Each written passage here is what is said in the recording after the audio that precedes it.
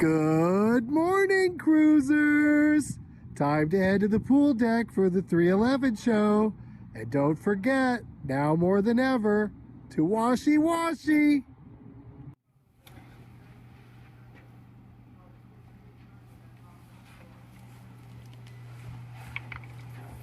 Hey everybody, I'm Peanut from 311. Thanks for showing up.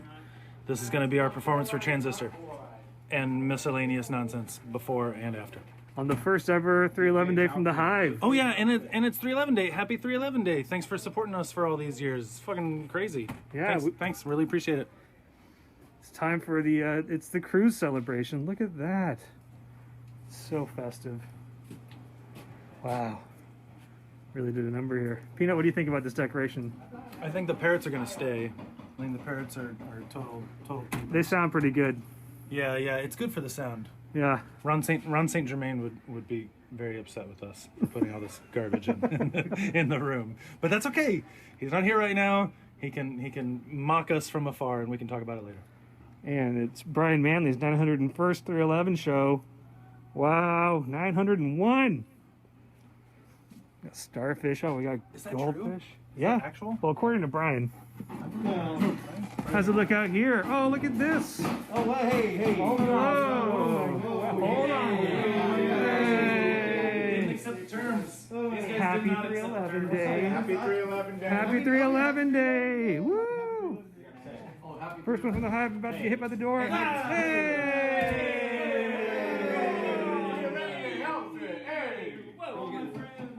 Don't put the sentence on it. No one else dressed Oh, up? yeah. Don't let him know. Brushing the mouth, nice. Yeah. Doing a nice little tour of the spot here. Hopefully it holds up. Whoa. Totally just gonna change. Oh, okay. I'll be over here. Seconds too late. No, it's okay. Good. Wow, it's so beautiful. Ask the people how they're doing. How they're doing.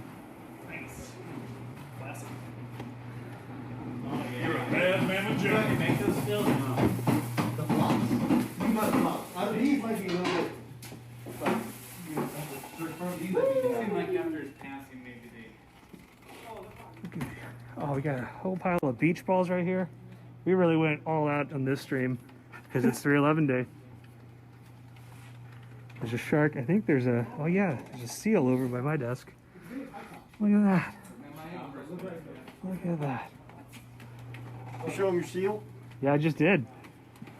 What's his name? Seal. Seal. Lucille. Deflated unicorn. Deal the deal. And we got Ryan Hernandez there. Don't give up on the unicorn, brother. That's Tim and Essay's tech right there. Don't give up on the fucking. Loading. Switching. IGMP. Alright, hold on. Jeez. Edit. How do I edit this? Where's my IGMP? Can we have a guy in the background holding up cue cards? Hey, this, that. Line, please. Take 7. I was chilling with the fellas. You think I remember any of that? How are we doing? Good. Well, I guess let's roll it, huh? Yeah, why not? Trying to think here a good way to start it. I'll just start off chronologically. Want to do that? Yeah.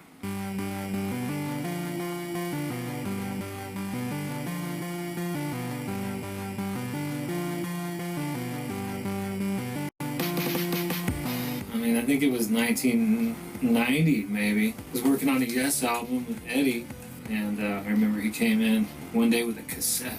I'll never forget what he said. I think these guys got something, man. I think they got something. Put it on. Put it on. I was like, what is this stuff? He'd never heard anything like that before, you know. So I was like, yeah, that's pretty interesting stuff. I didn't think much about it. And I was working at Cherokee in Hollywood, and next thing I know, Eddie's like, remember those guys, man? I think we're gonna do an album. Sweet. And you started with the guys touring completely on a fluke. I guess it continues on from there because we did music together. We made a good connection because we were all a bit younger than the people around us from the Midwest out in LA. We were like, oh man, this is great. We gotta we gotta stick together on this, you know, and music, I think to this day is still the only album I've ever injured myself listening to. My coffee table collapsed when I was jumping on it one day. We first met Scott pretty much when we moved to Los Angeles, which was February of 1992. And a friend of ours had said that Eddie Offord was interested in making our record. We met up with Eddie when we moved here. Then he said, hey, you know, I'm gonna try and get your record deal. And so we recorded 2 songs on spec at Cherokee Studios, and that's when we first met Scott. I think that's when we first met Scott. I want to back up because maybe it's not exactly when we first met Scott, but I did meet Scott at Cherokee Studios. Luckily, we got a deal. We got a record deal. And then so we recorded music at Ocean Studios in Burbank. And it was really Eddie and unfortunately another guy's name I can't remember. There's a house engineer at Ocean at the time in 92. And then we recorded it there, and then we went to Cherokee Studios to mix that record, and for sure Scott was there as the mixing engineer for the room, and that's when we met him. And then so on the next record, Grassroots, when things fell apart with our producer, we only knew one guy in town. And I was like, we gotta call Scott to help us fix this. And we did, and we recorded all the tracks at our house in Van Nuys. But we recorded the drums at Mad Hatter Studios. And technically, all of the drums weren't recorded there. There were 4 songs that we recorded at Sound City with Eddie, and then the rest of the songs we recorded at Mad Hatter Studios with Scott. And then we had Chris Shaw mix that, but then we were asking if Scott would go on the road with us, and Scott went on the road with us and totally killing it as far as I'm concerned. Just gave us our characteristical sound live. Still is, if you've seen you guys in the last 10 years. Yeah, I know. That's why I hope we never part ways ever again. I guess after music, they went on tour, and I was still working in the studio, so I kind of lost touch with them, and it was just kind of another album. And then at some point, Chad called me completely out of the blue, and I don't even know how I got my number. It was like, hey, Eddie kind of bailed on us. What are you doing? And I was working on something terrible, and I was like, not much. It's like, you want to finish the drums on Grassroots? We didn't have the name of the album back then, but I was like, yeah, man, let's do this. And then I found out that they had already recorded basically the whole album, and we were doing the drums last. So we did that, and then once again we kind of lost touch a little bit. Coincidentally, they mixed it at Cherokee when I had been working there for a while, and I was freelancing for a while, and then we were kind of supposed to work on it together, but the New York, they got a guy from New York.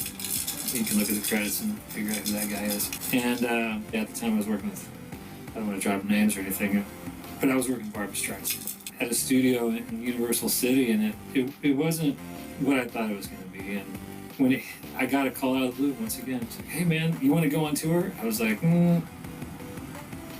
yes. What year was I had this? no idea what that meant. That was like, I think it was 94. Off we went. Oh, he said, meet me at the Whiskey on Thursday. Okay, great, see you then. And then on the way to the Whiskey, I realized, what do I do with my car? We get on a tour bus for the next 3 months, and then it turned out to be 20 years. You're coming up on 30 Yeah. at some point here. Yeah. So we hopped on the tour bus. That's a whole nother story. But we're talking about Transistor here. So it was a unique situation because I had been with them in the studio and I knew them personally, and then to see that music translated out onto the stage in front of the people live, I was like, wow, this is really something. We were on tour while they were writing the music for the Blue album.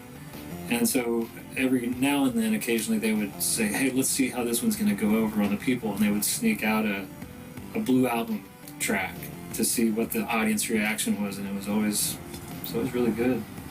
And so we kind of knew we were onto something, then. And I don't remember how the workings all came together to be involved with the Blue album, but I was also working on the Blue album. I think just because I'd been with them for so long at that point, I was excited about working with Ron Saint at the time, as much as they were, and it was an honor and a pleasure to be in there and just be a part of that. And then after that, we went on the road, just business as usual, playing the whatever it may be. And then I remember we were in Kansas City, which is a coincidence because at the end of the tour, we did this long tour one of those years, and we ended up in Kansas City as our last show, and it was at the Memorial Hall. We played a couple Blue Album cuts, and then we were like, well, that's it, you know, the end of the tour, end of the night, yeah, bye everyone. They're like, no more, you know, one more song. And they're like, we don't know what to play, and they had a little huddle, and they're like, we don't know what to play, so we're just gonna play everything. And they played like every song that they knew. It was such mayhem that I actually ran out of the soundboard and ran to the stage and dove in the crowd. And I was crowd surfing. I was like, oh man, this is great. And someone grabbed my laminate. Where are we at? We're coming up on Oh yeah. The Transistor album came out in 1997, and that was just a really special time for the band. You know, they had already built this grassroots following and were coming off of the success of the Blue album. And I think that gave the guys a special confidence going into the making of the Transistor album. For us, it was just a time of freedom. We were all pretty young. We were working hard, but we were having a lot of fun. And creatively, the band just had no fear. I think they wanted to challenge themselves, basically get lost in the creative process and really push the envelope. So that's what they did. And at the time, the safe move would have been to try to replicate the Blue album, but instead the guys delivered this epic 21-song album that really veered into a lot of new territory. It still had the hard rock and the hip hop, you know, and the foundation of Signature 311, but it went further into the exploration of reggae and funk, and, you know, had some ballads and an instrumental, and nothing was out of bounds. It felt like we had kind of gone through this phase of like, okay, you know, they'd been singing about being rockin', and they'd proved it, and now there was all the success, and like, how do you really follow up with that? That's when they were like, well, you know what, we're just gonna do what we've always done, is do what we are inspired by, and I think when they were putting the things together to actually like make the album and everything, they were like, well, how are we gonna bring out our best, you know? And they're like, I was like, well, you guys don't really need a producer, you just go in and do it. They're like, yeah, let's just go in and do it. I guess that's kind of how I stepped into the producer chair at the time, was just because I was just kind of like there. You told them they didn't need a producer, and they agreed, so they picked you. It wasn't, yeah, and I wasn't really so much as a producer. It was more of just kind of like a shepherd to make sure nothing exploded, or I don't know, really. Sure.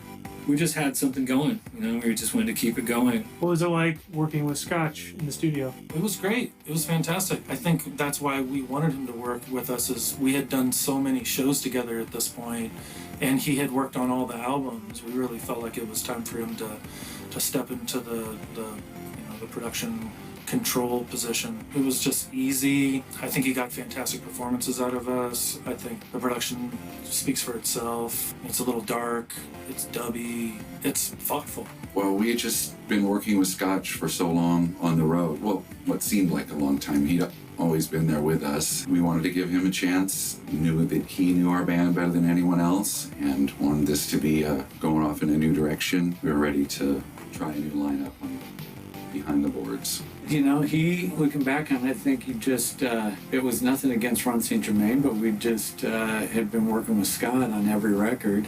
And I think it was just like, man, we owe this guy a shot to do this. But he's fully capable. I mean, it was a fun experience. It's probably, I don't know if it's the first album that he's produced like that. I mean, he's been a part of a ton of records, but it might have been his. I mean, he probably told you. I would imagine. But yeah, no, it was good. I've been trying to think, you know, I'm going to vaguely remember him, you know. Yeah. He's really good with helping out with songs, writing, and ideas and things like that, as far as, and also, you know, as well as being a good producer and everything. But yeah, it was his turn to get up there and kind of do it, and Off we went into NRG, North Hollywood, actually right down the street from here. They had just built a new room. The studio that we were in originally was being occupied by Incubus. We were either going to wait, or they were like, well, we just built a new room. I think we were the first people in that room. And they're like, we'll give you a decent rate if you guys want to take the chance of being the first people. And we're like, yeah, okay, we'll do it. It was cool, man. It was a really cool room. They had a really nice nave and like a lot of Indian tapestries, and I really enjoyed working there. And it was cool having Incubus next door because we played basketball all the time and we didn't have anything else to do. I remember peeking in on their album a lot, like, they're making weird stuff too. Kindred spirits. Yeah. It all happened pretty quickly, and I remember in pre-production we were just like, wow, we got a lot of material here. How are we going to sort this all out? It started to just be like, should we do this? Yes. Should we do this? Yeah. Yep. Suddenly it became like 29 songs, and we were just like, oh, if we can do Memorial Hall and all this stuff, this is nothing. So off we went. Woo-wee. I think we had 12 weeks is what we booked. I mean, that's a pretty short time for 20. We attempted, I think, 20. What do we end up with? 21? Was it 21?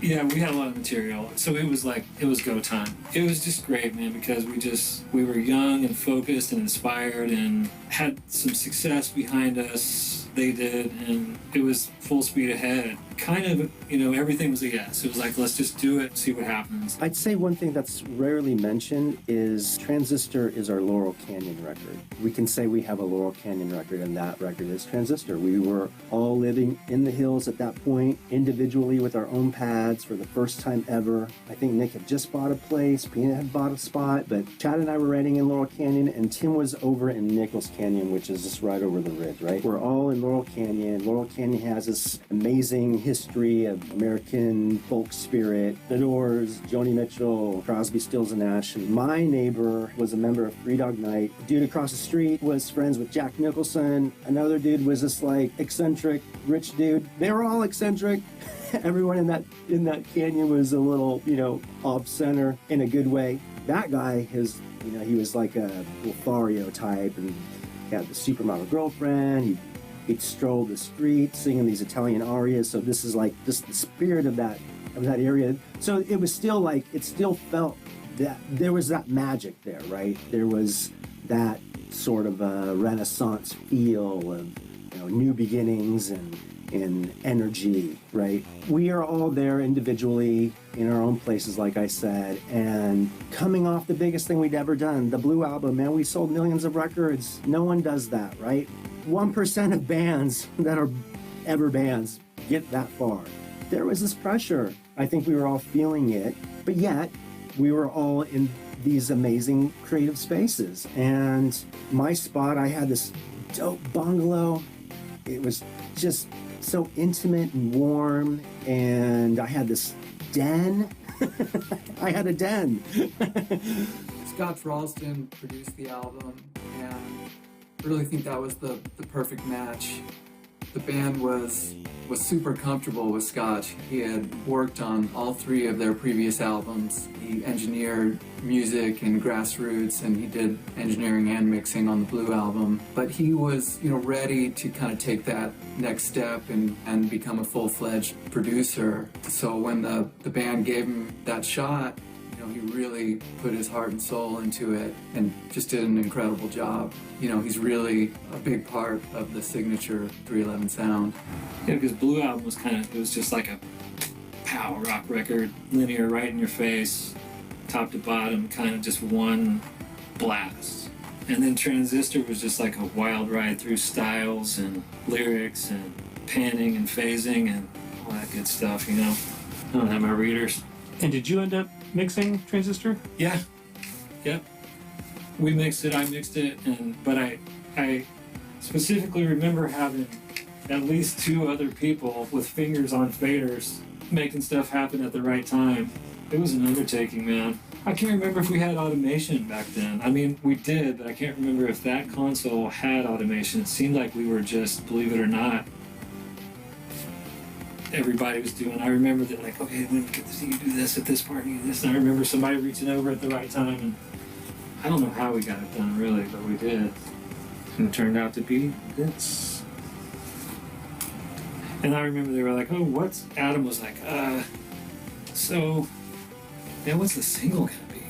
I mean, it's obviously Transistor, right? It's the summer hit of the year. It's got the woes and everything's like. I mean, we didn't know Beautiful Disaster was really supposed to be the obvious one, but among other classic favorites. So then when we're coming off that Blue Record tour, we're just like, hey, you know us so good, you make us sound so good on the road, why don't we try a record together from beginning to end? And he was in, and that's how we decided to have him do the entire record. These are some of my favorite songs, and these are some of the songs we like almost never fucking play, you know, and it makes me nuts. But it's so satisfying to play them, and when we do air them out on stage, it's really nice. But you know, I just think about how people take in our recorded music so much different than the live shows, and they're in this, you know, this is the set list. Every time they put in Transistor, it's like this, unless they mix it up or something. So it's really fun to think about how well crafted it is, and how many cool emotions are going on, and how many great lyrics are on this album. I think it's very, it's like a future-proof album. I also want to give props to Capricorn Records. Capricorn really believed in the band and really allowed the band to creatively do their thing. I don't really remember any pushback from them when we delivered a 21-song album. You know, most labels would have wanted to chop 8 songs off and would have probably tried to convince the band to make the Blue Album 2.0. I think Capricorn believed in our vision and really supported the band's artistry and creativity, and as a result, you know, we have Transistor. There's a lyric in the song Transistor, Renegade Sound System 311, and that's really what the guys became. They were this renegade sound system traveling the globe. There were some incredible shows that year. They started the year with a tour of Europe with Primus, played the big Melee Festival in Hawaii, the MTV Sport and Music Festival in San Diego, big US tours with Spearhead and De La Soul, and then of course the legendary 311, Incubus and Sugar Ray tour. There's actually a great photo of 311 and Incubus and Sugar Ray outside of NRG Studios where the band recorded Transistor. They've all got these huge smiles on their faces, and you can just see the joy. And I think it was a really exciting time for everybody. When it first came out, the album, you know, wasn't very well received by critics, and it probably even confused some fans at first. But over time, I think it's probably become the most beloved 311 album of all. The one funny thing I want to tell. There's just a funny story that I wanted to tell about Transistor over at NRG recording, and Nick had a Doberman named Emily, great dog. There was a long hallway, and then the studio that we were in. And one time I was gonna try and hide from her, and so I'm like, Emily, come on. And she's like, you know, like, okay, I'm gonna get you. And so I ran into the studio, and I ran behind like a gobo, you know, and hid, and just completely not moving, not breathing, completely silent. And I hear her coming. I can hear her call her. Here she comes.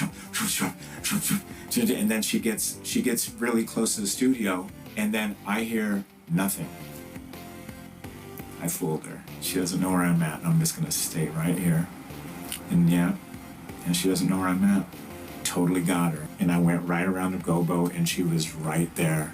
This dog came up to the door, knew her collar was making noise, and somehow tiptoed right up to the gobo and didn't come around, just waited right there. I thought that was the funniest shit ever. I don't know if that really translates to anything, but my God, that was just so funny. That was the funniest shit.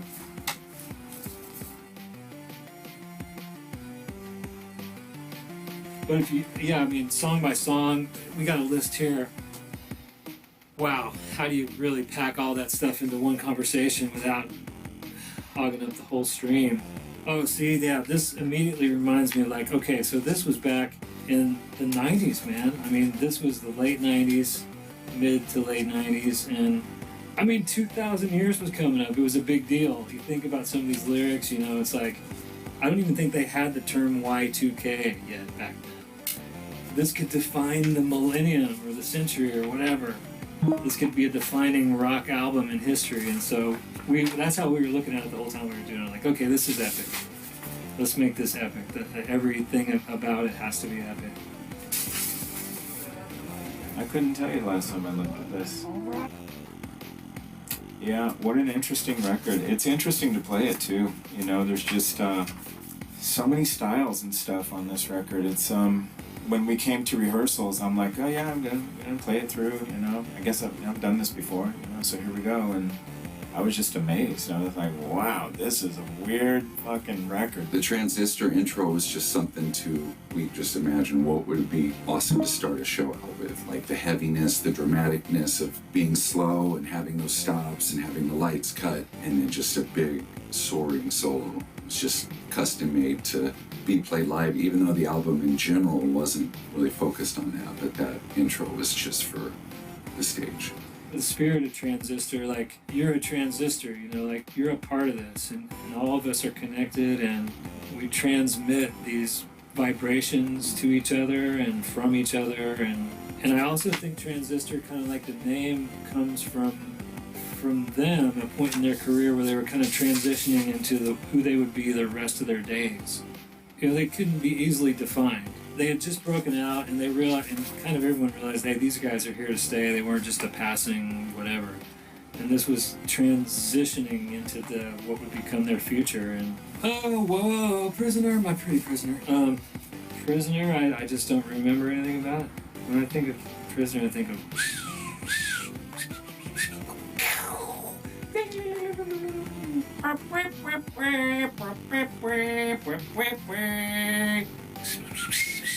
Can you confirm for me that in Prisoner there is a Mac OS 9 startup chime? Oh, absolutely there is. 100%. Yeah. All right. That's Nick's idea, man, and I always love that idea. I was like, how genius!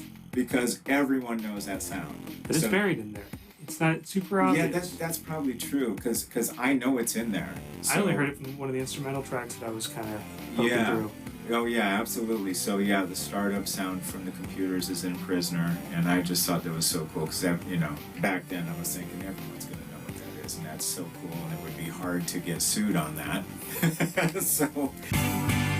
Prisoner was like a style that we were into at the time, where there'd be cool reggae beats, but it would be like 4 bars of one beat and then 4 bars of a different section, and it was very cut and paste, like mix and match and changing feels hardcore from phrase to another. I think the lyrics are pretty dreamy. We were very into trip hop at the time, so there's a lot of trickery and dub production styles, like listening to a lot of King Tubby and Massive Attack, and just all kinds of acid jazz was big at the time. So just getting into new trippy styles. And I think overall on the album, on the Blue album, we were like, let's make awesome live songs and put them on the album. And on Transistor, we were like, we don't necessarily need to make these for the stage.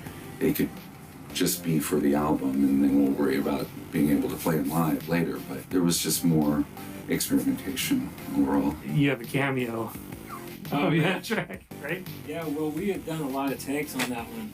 It was perfect. I mean, it was great on like take 6. But Chad was like, no, I can rock this even harder. And I'm like, all right, man, if you think so.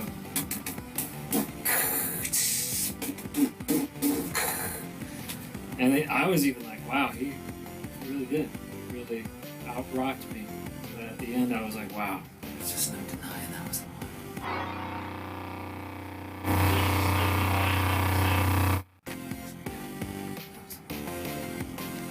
one. Galaxy really pops out to me as a super powerful 311 song that I can see in a parallel universe as one of our most popular songs, and could have been like a game changer for the whole band. But it's Beautiful Disaster. It's its next door neighbor. Beautiful Disaster. You said that became a single, but you guys didn't really think of it that way initially. Well, I mean, it was. I remember when we were putting the sequence together, and we were like, God, can we just open with this? And we're like, we don't want it to get overlooked, you know, because it was good. I mean, we knew it was good. And so usually you want to get him warmed up first before you hit him with the big right hook. And so we put Beautiful Disaster in that fourth position because we figured by then they were still hadn't made up their mind about the album yet, and if they were going to be convinced, this was our chance. So let's put Beautiful Disaster right here. Inner Light Spectrum, Chad has a differing opinion on that, but I really believe, I wish I could look at the old dates, that SA had a whole song written to that music, and it was almost mixed already, and he came in one day, he's like, oh, I redid that song. We were like, what do you mean? Yeah, we got to re-record it. And he recorded every lyric. He changed the song. It was a different song. And that's what Inner Light Spectrum is now. You And have we that just- dad somewhere? I do. That was kind of a song that SA had lyrics and melody to already. He might have had a different version of that song, but he gave me the melody and the lyrics, and I was like, let me try and make a music bed under your melody, which is kind of, strange. We did that, and we did that with my, my XP80 going on my VS880, my digital recorder, and it was cool because it was like just a slower, spacey reggae song, and it just has such a great vibe. Bum, bum, bum, bum, bum. Bum, dum, dum, dum.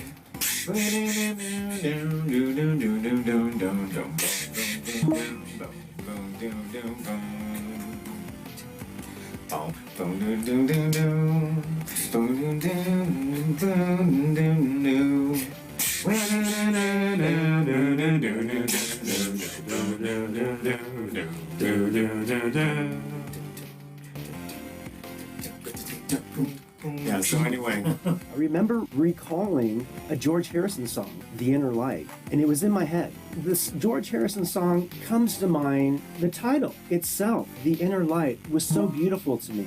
Space is a huge theme for Transistor, the outer as well as the inner. And the inner light, I kept thinking of that, the inner light, and then it hit me, the inner light spectrum, right? I remember going home and holding up in my not the den, but my room, and sitting on the floor and working this idea out. The song basically kind of presented itself to me, and then Chad lived around the corner, and I was so excited about this song. I remember going to him, and I'm like, yo, dude, help me finish this song. Like, here's what I have. Here's how it ends. I had like the melody and the lyrics, and then Chad chorded out the outro for me. So truly was a special moment because I think that song is just, it's an outlier. It's like, I was like known as the rapper guy, right, in the band. And like, here I am. I sang my whole life, bro. I grew up singing. Like, I didn't start rapping until I was like maybe 14 years old. Electricity, like this song started as a rant against haters. I'll let Nick tell you the proper version of that one. There was a lot of backlash in the media during the Blue album about 311, and it had all this alternate meaning, and like the t-shirts got banned from high schools and all this stuff. Like, what are they even talking about? So Nick was going to address all that stuff in the song. Electricity was originally about all that stuff. We were kind of like, if we just say all that stuff, then it'll just give it more energy, and I'm just going to I'm going to take a higher ground. And that's how Electricity came to be Electricity. Yeah.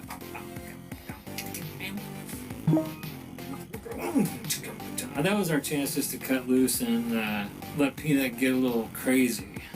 It worked out. I had a teacher that was like obsessed with this new two-handed slap style of playing, and actually bass player from the Brothers Johnson, Louis Johnson, if you will, is credited for coming up with a two-hand slap. But I really do it in like a Mark King style because my teacher was teaching me that. But yeah, listen to the master. Listen to Mark King. He's as underrated as it gets. He's as underrated as this guy named Tim Mahoney. Jupiter. That starts with an organ, right? God, we should know this. Is that sometimes the only thing that saves you is the thing that never gave you. I probably should have my readers on. I like that song because it's there's something mellow about the beginning of it with the organ, but a little bit trippy too, like what is really happening here? All of a sudden at the very end, everybody jump! down, out, took it down, out, took it down, took it down, out, and then it kind of leaves you with this impression that that song was a rager. You know what? Actually, use of time. I think we played acoustic guitar on that one in the studio, and it was a big deal. We weren't sure if we were supposed to do that. I think maybe Nick and Tim both gave it a stab, but that's about all I remember. Whose guitar made it?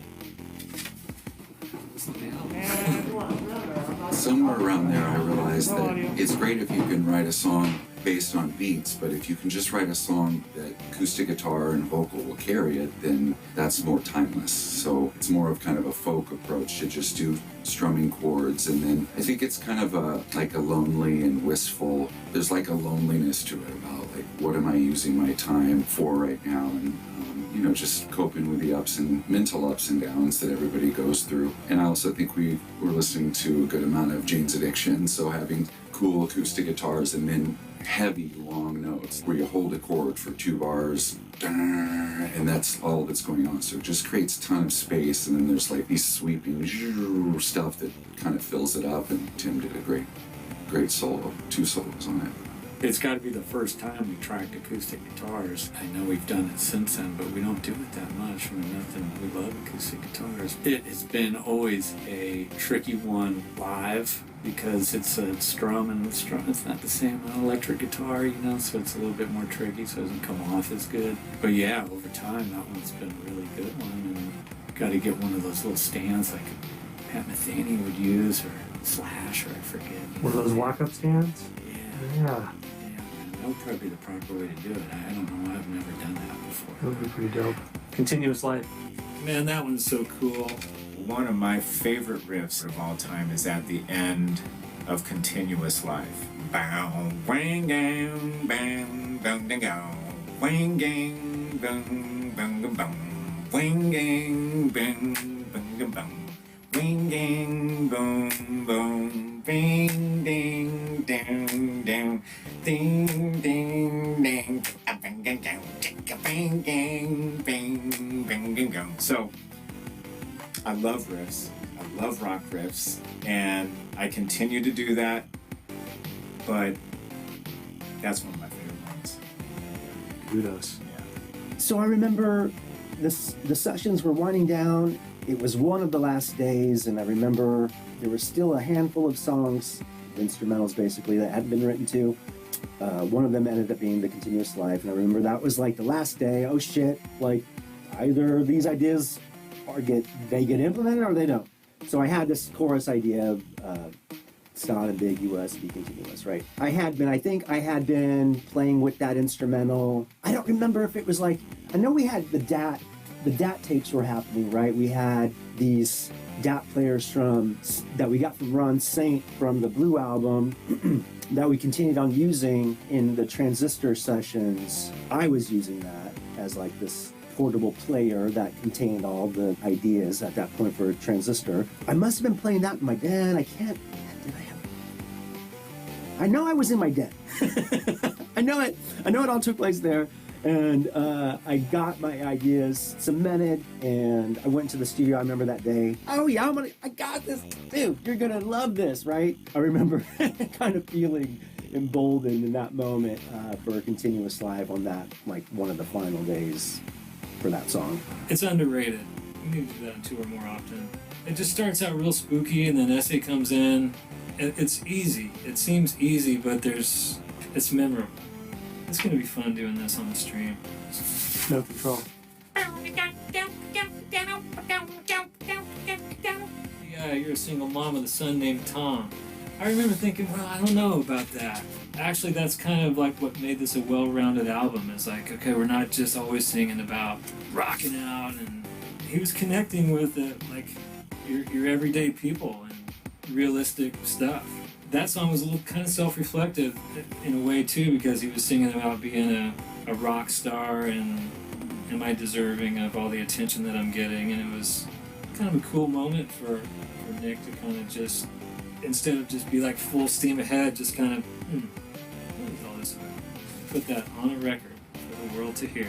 The Running Color Light Years Creature feature 4-song combo is pretty amazing. The one thing when I think about this record, like trying to remember things, is Small Stone Phaser.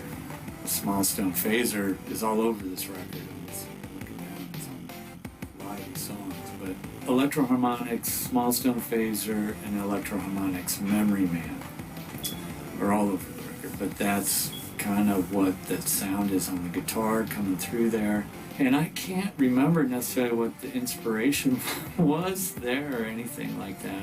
But you know, you got that clean part, and then the next section's kind of one of the first rollers, kind of roller riffs that we have. I mean, there are other ones previous there, but that's kind of the start of the roller riffs for me. But Yeah, I love that song personally. it's a good 8-bit version. That's good. That's good. Color, which might be one of your best vocal mixes ever. The vocal sound on Color, I mean, what can I say? Something to behold. Color is one of my favorite songs. That is, I told Chad when I was relearning it as we were going through these sessions how much I appreciate that composition style. Is just so out there. It's such a unique way to see the problems of matching chords and running them into each other, and the bass line and the guitar line, how they work together. Is just so much fun to play. And it all comes together when he writes this incredible drum line to it as well. So, you know, having Chad as one of the main writers is one of the reasons why we're unique, and yeah, it keeps it really interesting for everybody in the band. Color is a piece of music that was so compelling that we had to include it, but no one could figure out exactly what to do with it. It was like, what do we do with this? Do we write lyrics, or do we just enjoy it? And we never really solved that mystery, so we just put it on. I mean, I think the instrumental Color is so original. I mean, not really a lot to say about it. I'm just happy the guys weren't afraid to put it together as an instrumental and put the time and energy to figure out a way that we could play this, because usually sometimes I bring them a demo that's completely electronic. Not kind of in the recent years, I have guitars on there and stuff. Back then, everything was electronic. And I didn't even know how some of those would transfer to a live band. But we just got in there and did it. Seemed to go good, but I guess off that record, I mean, I like a lot of the songs on there, but probably Color is probably, I guess, what I'm most proud of on that one, I guess. Like, it was just a lot of freedom. We weren't scared to go there because we weren't really concerned about sales, and we had some success. So there wasn't a lot of pressure from anyone, including the label, to like be a certain way. So that's, you can just kind of open it up and be weird if you want to be weird. You know, you don't want to be too weird, so no one wants to listen to it. But you just want to walk that fine line of being creative with the parts and the phrasing. I think we walk that balance beam really well on this one. It's hard to do nowadays, even though we still do try. It's unfortunate that weird gets wasted on the young sometimes.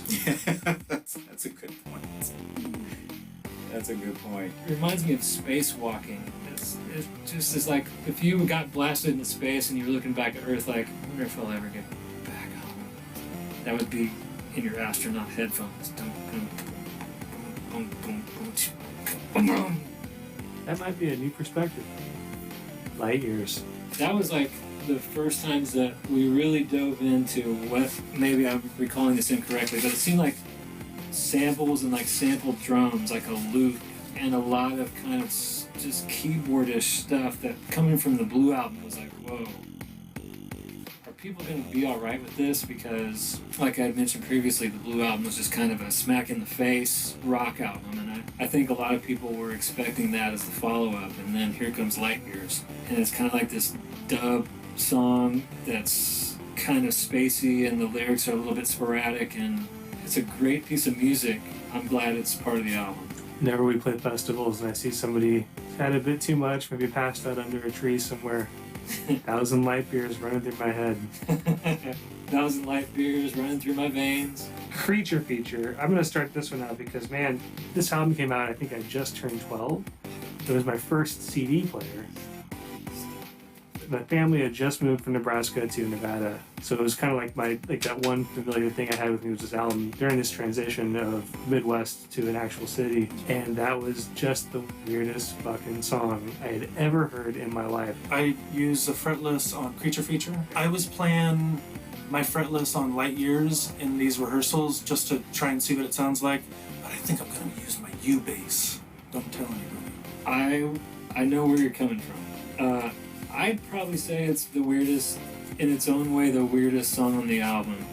And it's still weird to this day, but that's what I like about it. It's like, that's one of those songs that it grows on you over time. I was in the shower the other day thinking about this stream, and the song that was in the back of my mind was Creature Feature. It was kind of another, just a chance for Peanut to play his fretless, and we hadn't done that on an album before, and There's is it Tubular Bell or Church Bell? oh man, good call. I was meant to mention that to Chad, that we had these in the band in junior high, this big tubular bells with a mallet and pedals that could control the dampening, and somehow rented that thing and got it in there, and Chad played the one note, boom, clap, clap, clap, clap, bam. And it's kind of like, it adds a whole new level of, there's this rock music happening and then this bell that sounds like someone's getting married, and it just makes your brain kind of, I like how Essay goes from major to minor in that song. Tune In. This one to me sounds like a portion of Sound System. Yeah, I think Tune In was like kind of a sneak preview of the future. It was a time traveling song that snuck backwards and appeared on this record when really it was on a record that was yet to be released. Tune In is as many notes as you can cram into a 2-minute song. There are a lot of interesting things about Tune In. It just, combines harmonies with the rap, and then at the end, it's kind of like the chorus on another key, and you're trying to follow along. It's a good one. I wish I could see the lyrics. But I know you're a power spot rotating. And then it's just, that's kind of an invitation to join the fun, tune in. There was some hesitation on that one, I think, because it didn't fit the mold. It was just another, and that's, I think it's why it's next to Creature Feature, because you're in the middle of a deep dive, and you're kind of like, where are we? And we're in the middle of a time traveling Creature Feature. It doesn't get a lot of action on stage these days, but it's still interesting and enjoyable. Rub-a-dub. That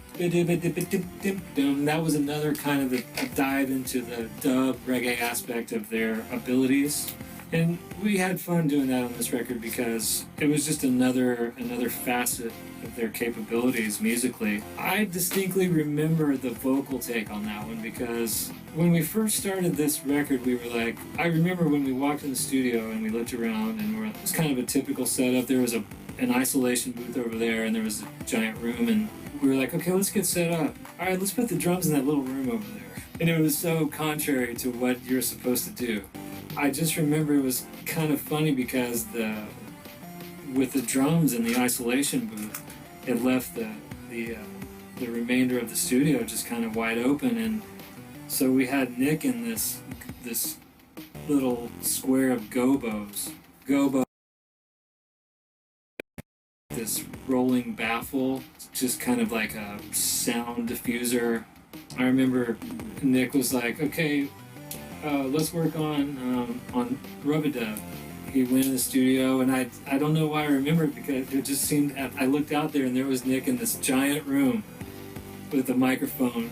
I hit record and we went down the track. We got to the end and I was like, all right, yeah, that's a pretty good warm up, and I got my take sheet ready and I was ready to write notes and start getting. I was like, what do you mean? He's like, yeah, that was the one. Oh, okay, that was it. He's like, no, man, I nailed it, and it was awesome, man. It was one take, and I can't prove that because it's on analog somewhere in a closet, but it was like, okay, it's great. Starshines. Starshines is on Transistor? Hold on. I'm sure about that. Oh, I guess the other song is Starshines. Because it starts off one way, and then we go to this part that slows down and has this riff that I love, and it's again, it was an electronic demo, so we mix in a lot of electronics, but then we just have this part where the band entirely drops out and there's just the electronic part, and that's one of my favorite things. I just love that. Sentiment and Starshines about we'd be a band no matter what, if you were listening or not. Are you a music lover? Oh, I don't. Oh, that's Borders. Oh, I like music, but don't. Okay, I'm with you now. Then we're deep into the journey there on Starshines. Towards the part of the album where you guys kept saying yes. Yeah. I always laugh. I said, this is a Yes album. It was fun because at one point, everything stopped. It was a little risky because everything stopped and it was just this weird space sound. And it was fun, you know? And that's what we were out to do. We were out to have some fun, make some music, and drag everyone along with us. Strangers. Yeah, this one was just kind of like a little, at the time it kind of just seemed like filler just because it was real linear, and I thought, we got a rhythmic genius back there. And he's just basically keeping the beat just to kind of, so everything else can just bob along. Then I realized, well, that's kind of what this song is about. We're not trying to really we're not trying to be something great here. We're just having a little groove. Borders. There are days I want to leave LA, I want to bust out, and I'm with it. Talking about frustration in Borders, and you feel like the walls are kind of coming in on you, and I gotta get out of here. Another fun rock song, man. I got to put some delay on the snare. Oh, yeah. Yeah. And Essay was a heavy contributor to this album, and I think that was part of its appeal was the count. Was he Count Essay on this album? I don't know if he was just Essay Martinez, but he's still Count Essay. In our hearts. In our hearts. He was laying it down on this record, man. And he did leave LA. Yeah. Stealing Happy Hours. Stealing Happy Hours was just real dreamy. Stealing Happy Hours is that exhale after you realize that you're safe. You're just paranoid and you're freaking out and you probably smoke too much weed. There wasn't much to it. It was just kind of a vibey song that you would just kind of fade away into. And that song had Roads in it, and that was another part of the album and another part of the journey that was Transistor, as we got to experiment with a lot of different elements. That was one of the songs that we got to experiment with some Rhodes and some electronic elements. A lot of spaciousness in that song. It's not just wall-to-wall lyrics. And it was a perfect closer because it's kind of what it is when you're listening to Transistor. You're taking a little bit of time to just listen to some music. You know it's going to take a minute. What does Stealing Happy Hours refer to? Well, you're going to have to ask Nick about that one. Right? Stealing Happy Hours was, I wanted to combine cool acid jazz with some jazzy hollow body guitar, and I had this guitar effect. One of my Rocktron racks had this sound called Hawaii, and it has reverb and detuning, so instead of the note just being, it spreads it out by having a nice chorusing effect. So this one sound that I use a lot on Rub-a-Dub and Stealing Happy Hours just made, I was wanting to have more surf styles, so that's what I was expressing that. But Stealing Happy Hours, your question was about the title. It was a phrase that I read in a Charles Bukowski book, I think in the one More All the Time, that I mentioned there, so I kind of gave him credit. When he refers to himself in his book, he calls himself Hank Chinaski, even though his name was Charles Bukowski, and so I kind of talk about reading that, and Stealing Happy Hours just creates a cool image of just cutting out some time to relax and catch a buzz with friends. My dad loves Stealing Happy Hours, and he loves it because you solo in it, but you do it what he calls Garcia style. You're lower on the neck. Oh, yeah. Maybe one of my favorite live songs. So then you mixed it? Yeah, we mixed it, mastered it, printed it, we released it, then we went on the road and toured it. Scotch Ralston, the sound man. The sound man. I'm going to be mixing the stream tonight. Hope you enjoy it. I've been working with these guys since day 2. I was working on music with them, Grassroots, the Blue Album, and Transistor, which you're about to hear and enjoy. Still going to this day. It's been a great ride. We're glad you're here with us, and let's keep going.